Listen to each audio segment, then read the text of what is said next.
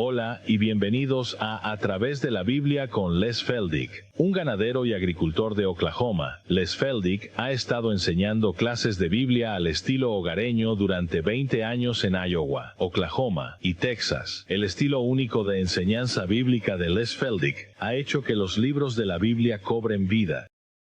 Cuando les está enseñando, es tan interesante que la gente dice que el tiempo parece volar.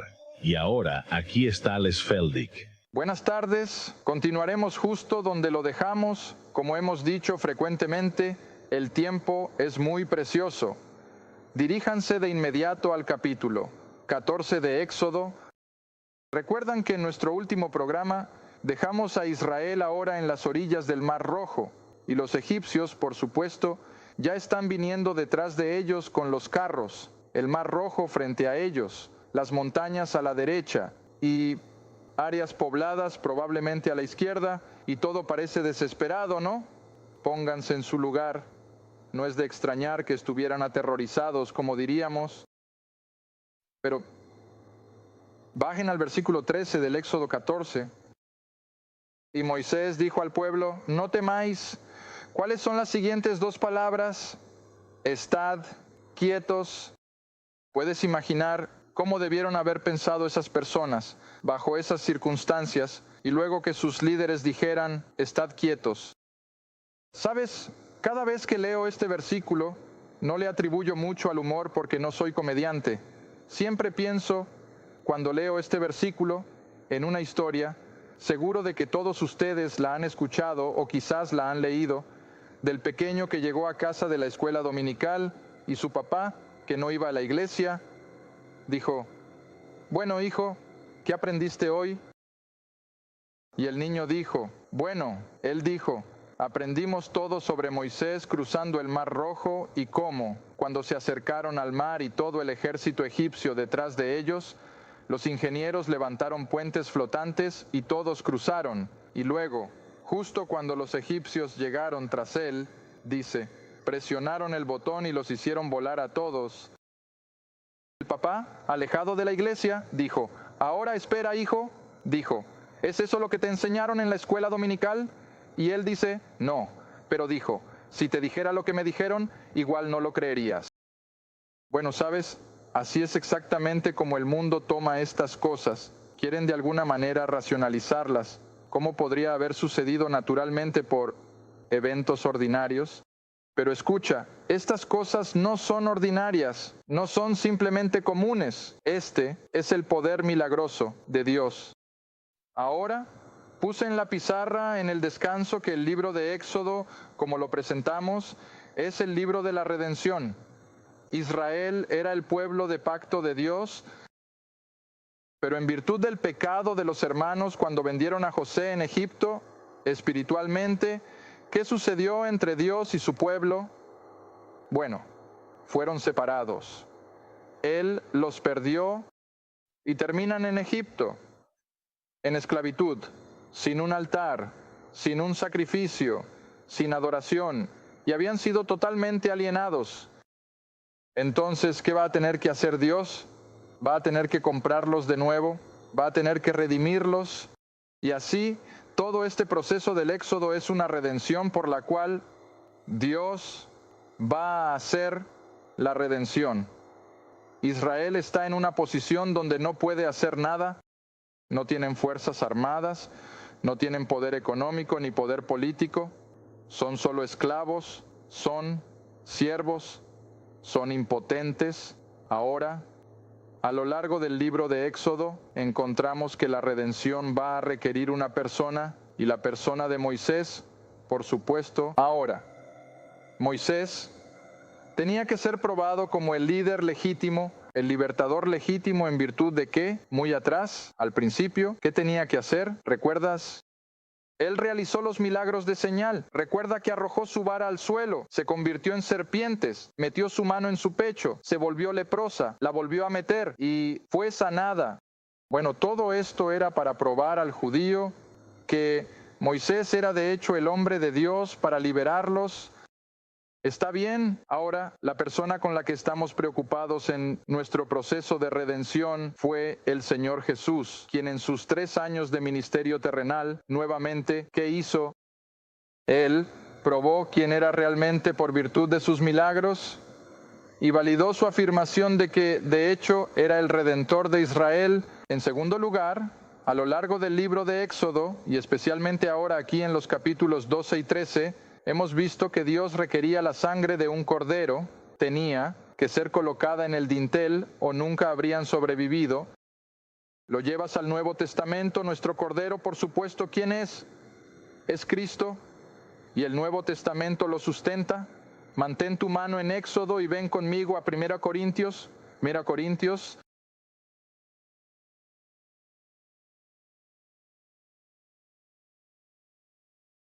Capítulo 5. 1 Corintios capítulo 5. Bajar hasta el versículo 7.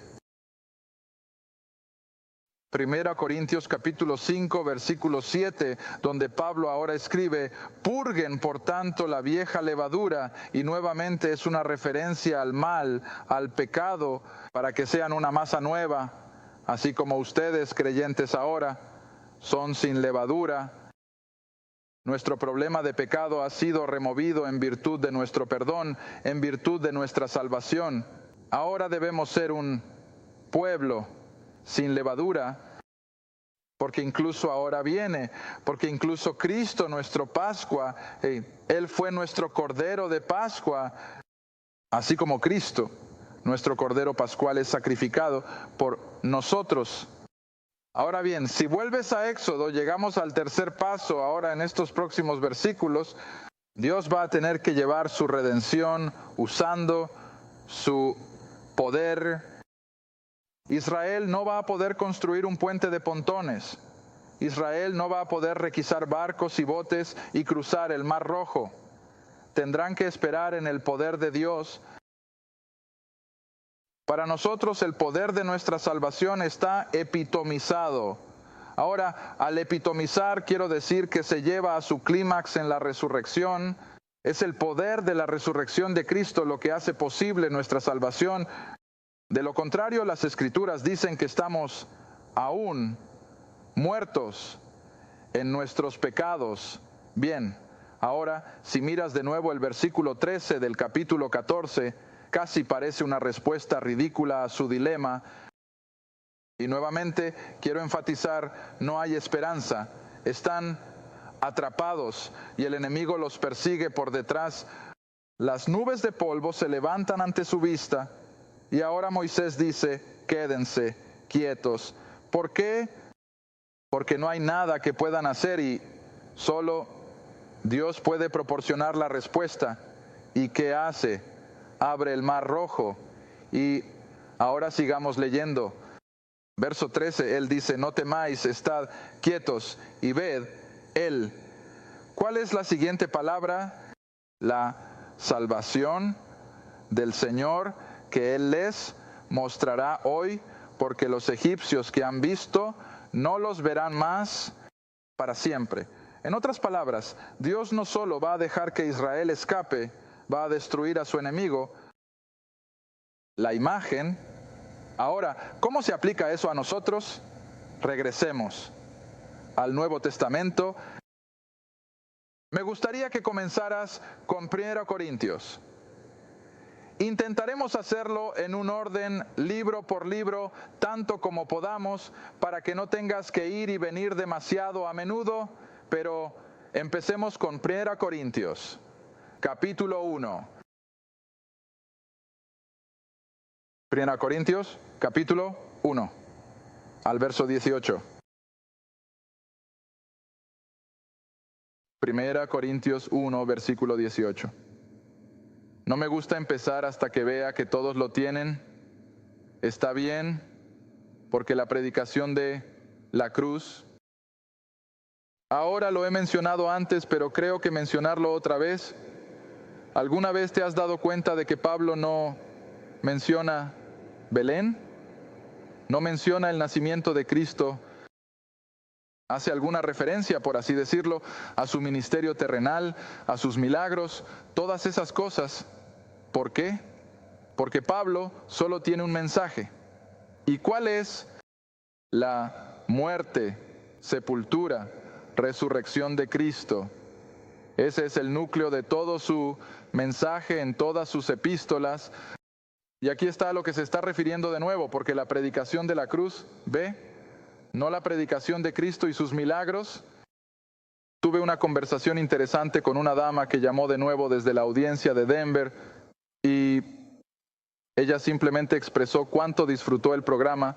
Creo que lo mencioné hace un par de programas, pero al final de nuestra conversación ella hizo una afirmación como esta, que dijo, después de todo, tenemos que guiarnos por lo que dijo Jesús.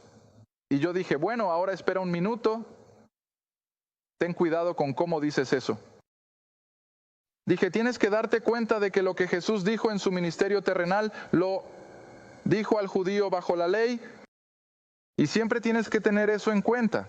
Y pude notar por la pequeña pausa en su voz que la habíamos hecho pensar, pero dije, cuando vas a las epístolas de Pablo, Pablo nos está revelando las mismas palabras del mismo Jesús, pero ahora desde su posición glorificada y ascendida como el Señor y Salvador resucitado.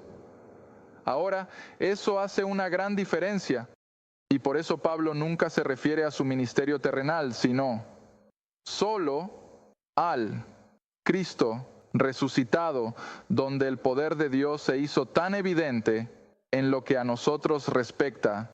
Está bien, él dice, la predicación de la cruz es para aquellos que perecen, para quienes la rechazan y ridiculizan, es necedad.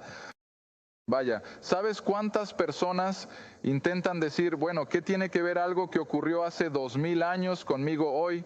Oye, tiene todo que ver con nosotros hoy porque es el Dios eterno quien estaba en esa cruz, pero la predicación de la cruz es necedad para ellos, pero para nosotros que somos salvos, ¿en qué se convierte el poder? Y esa es la palabra que quiero que subrayes, es el poder de Dios. Así de seguro como Dios abrió el mar rojo por su poder, Dios también ejerce su poder, no solo resucitando a Cristo de entre los muertos, sino sacándonos de nuestra muerte en el pecado y en la esclavitud a Él. Entonces bajemos al versículo, veamos en el mismo capítulo, versículo 24, pero para los que son llamados, tanto judíos como griegos, Cristo, el poder de Dios y la sabiduría de Dios. Así que tenemos que confiar en ese poder. Ahora me gustaría que volvieras a Efesios. Vayamos de Corintios a Gálatas y luego a Efesios. Capítulo.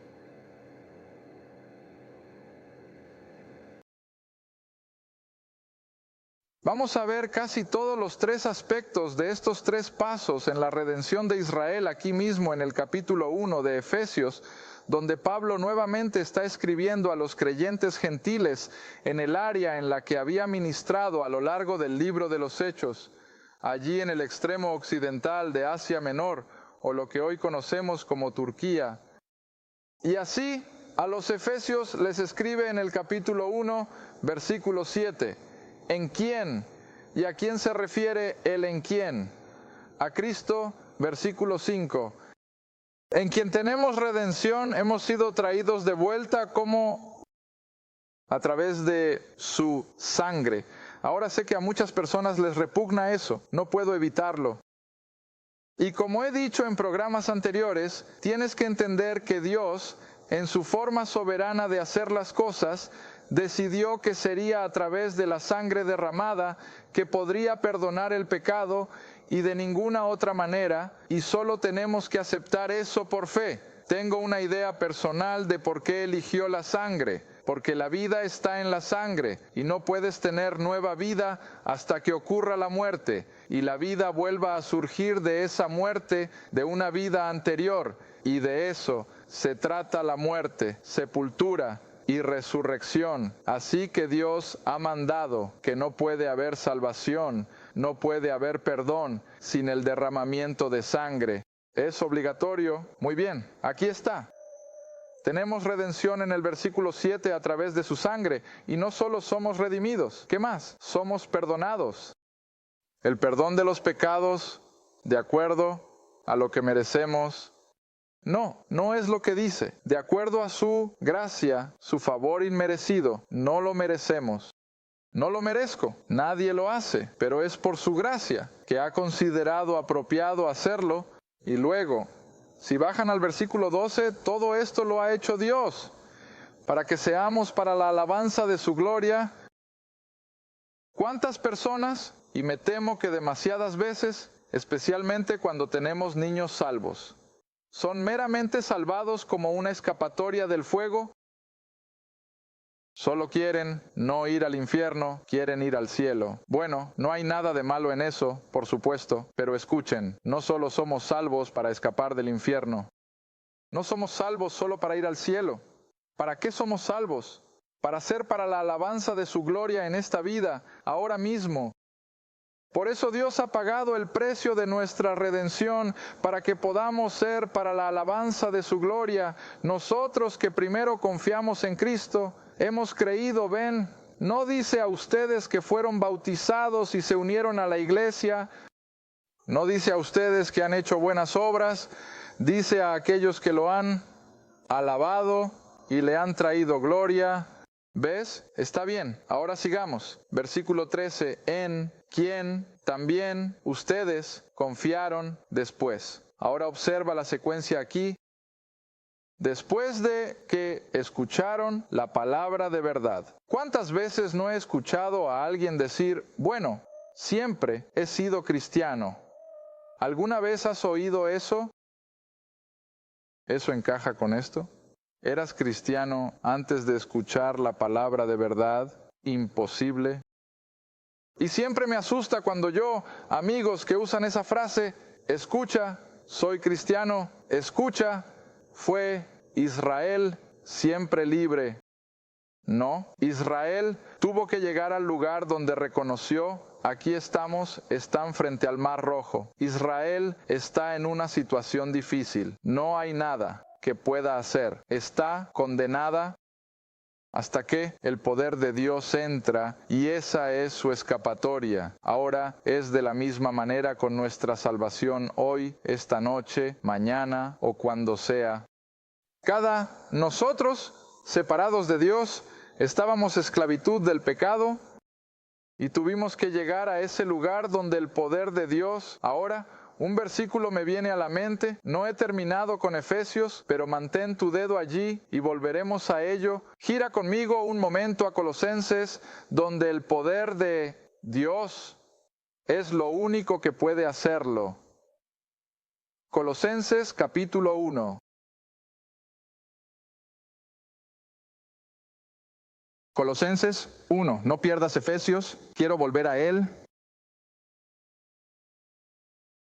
Pero en Colosenses capítulo 1, bajando al versículo 12, donde Pablo ha estado orando por los creyentes de Colosas aquí, y él dice, fortalecidos con todo poder, versículo 11, según su glorioso poder. Ahora el versículo 12, dando gracias al Padre que nos ha hecho aptos o que nos ha preparado para ser partícipes de la herencia de los santos en luz, quien, hablando de Dios el Padre, en tiempo pasado, ahora si somos creyentes, quien nos ha librado del poder, ¿de qué?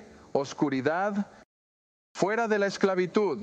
Egipto estaba en la oscuridad, Israel estaba en la oscuridad de esclavitud en Egipto. Pero ¿qué los sacó? El poder de Dios. Bien, ahora sigue leyendo. Es Dios el Padre quien nos ha librado del poder de la oscuridad y, nuevamente en tiempo pasado. No es algo hacia lo que estamos trabajando. No es algo por lo que estamos esperando, es algo que tenemos ahora mismo y nos ha trasladado de esa oscuridad ¿a qué? Al reino de su amado Hijo.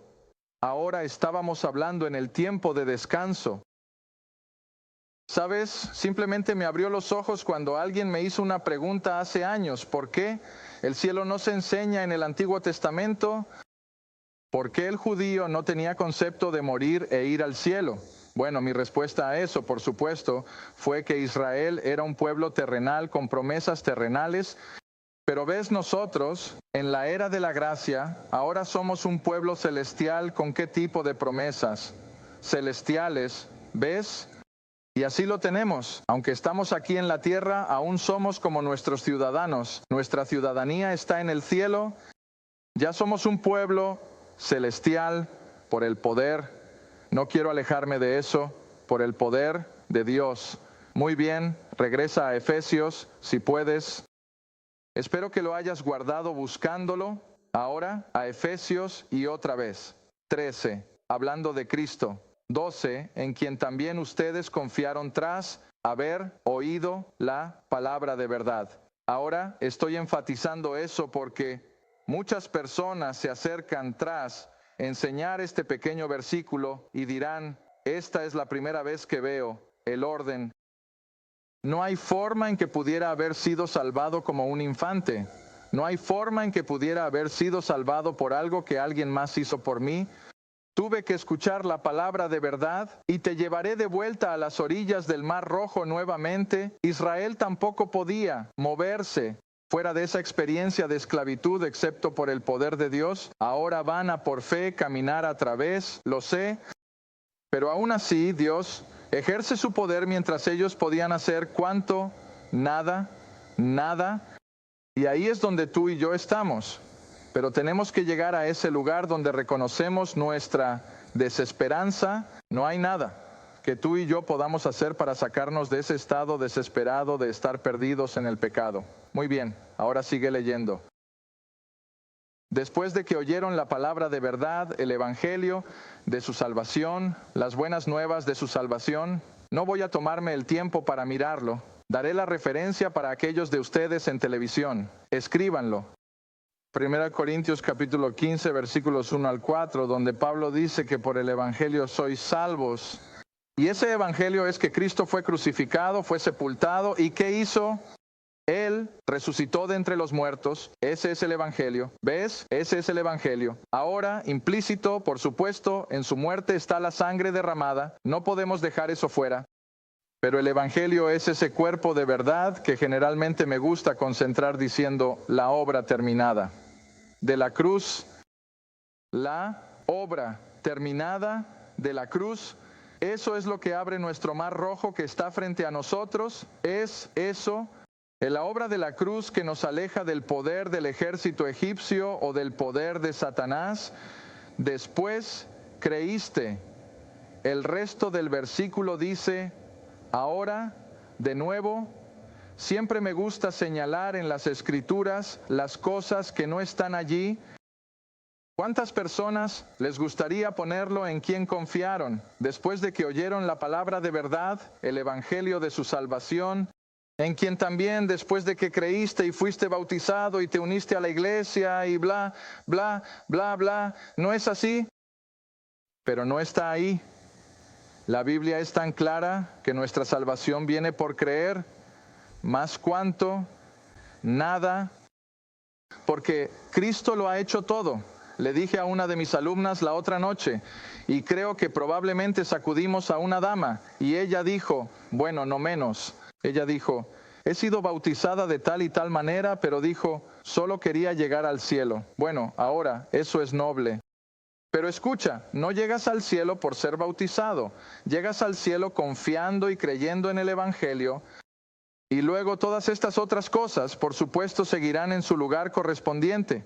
Pero ve cuán claro es en quién también después de que crees, punto, más nada. Y luego, ¿qué hizo Dios? Nos selló, Él nos selló con ese Espíritu Santo de sí promesa. Y luego Pablo va a través de todas sus epístolas y explica que en el momento en que creemos en el Evangelio o somos salvos, nacemos de nuevo. ¿Qué sucedió hasta ahora en lo que respecta al Espíritu Santo? Él habita en nosotros, ve, nos empodera y nos mantiene. Está bien, ahora estamos en Efesios. Tengo que mirar versículos más antes de que se acabe esta media hora. Ven a capítulo 2. Y de nuevo, quiero llevarte de vuelta a la desesperanza de Israel y de una persona perdida como estamos.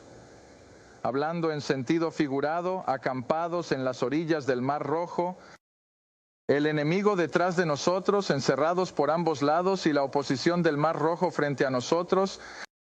Aquí está en Efesios 2, y vosotros, Efesios 2, versículo 1, y vosotros, dice Pablo, mientras escribe a los creyentes, os ha vivificado o hecho vivos a los que estaban muertos. Estábamos al otro lado del Mar Rojo en pecados de transgresión. Ahora mira los versículos 2 y 3. ¿No es esta la imagen exacta de Israel en Egipto y de tú y yo antes de ser salvos?